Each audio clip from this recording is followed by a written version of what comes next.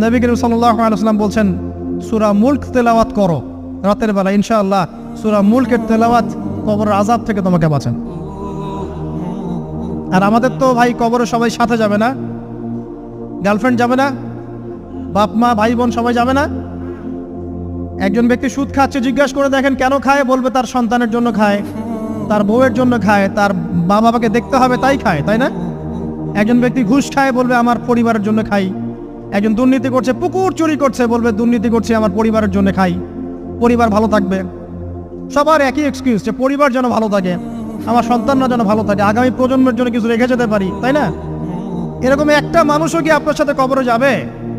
আর এই বোকা মানুষ কেন বোঝে না যে আপনার কবরে আপনাকেই যেতে হবে? তাহলে আপনি কি কারণে, অন্যের কারণে নিজের পরকাল নষ্ট করছেন? অন্যের সুখের জন্য আপনি আপনার পরকাল নষ্ট করছেন। সুদ খাচ্ছেন, দিব্যি মায়ের সাথে জেনা করছেন।